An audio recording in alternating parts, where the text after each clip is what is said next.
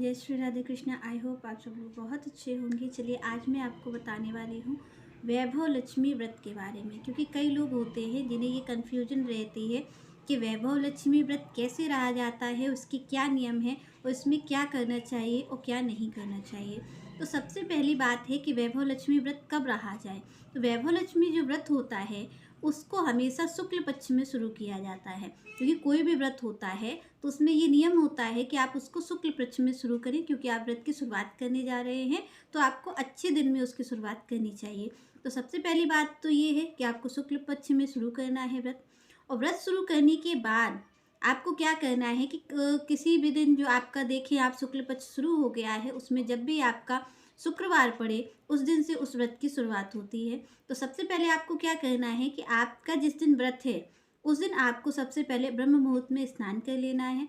स्नान करने के बाद उसके बाद फिर आपको सबसे पहले ये नियम लेना है कि आप उस व्रत को कितने दिन तक, मतलब आप जैसे देखिए आपका 11 होता है या 21 होता है, इस तरीके से पहले आपको उसको मानना पड़ेगा कि आप कितने दिन तक रहेंगे। 11 रहने वाले हैं आप या 21 रहने वाले हैं। तो इस तरीके का नियम होता है कि आप 11 या 21 रह सकते हैं। तो इस नियम को पहले तो आपको संकल्प ले लेना है कि आप 11 रहने वाले हैं या 21 रहने वाले हैं। उसके बाद ये होता है कि आपका जो नियम है उसमें आपको ये ध्यान रखना है कि आपको कोई भी खट्टी चीज़ नहीं खानी है। जैसे कोई खट्टी चीज़ है तो इस चीज़ को आप इन चीज़ों का प्रयोग नहीं कर सकते।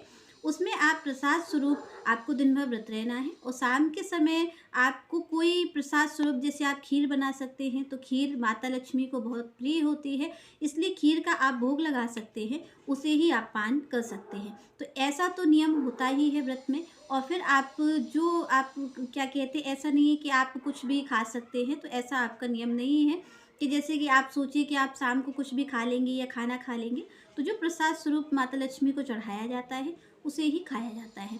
और अब यहाँ पर आप ये सोच रही होंगी कि पूजन का क्या समय होता है। तो पूजन का समय आप अपने हिसाब से भी कर सकते हैं। वैसे तो नियम ये है कि शाम को पूजा होती है, शाम 4 बजे पूजा की जाती है।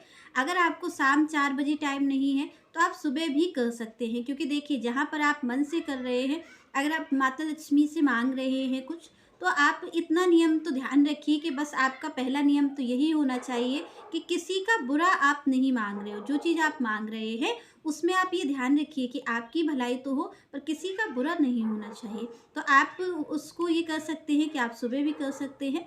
तो सबसे पहला आप व्रत रहने जा रहे हैं तो इस चीज़ को आपको ध्यान रखना है कि पहला संकल्प आपका यही हो कि सारे लोग सुखी रहें।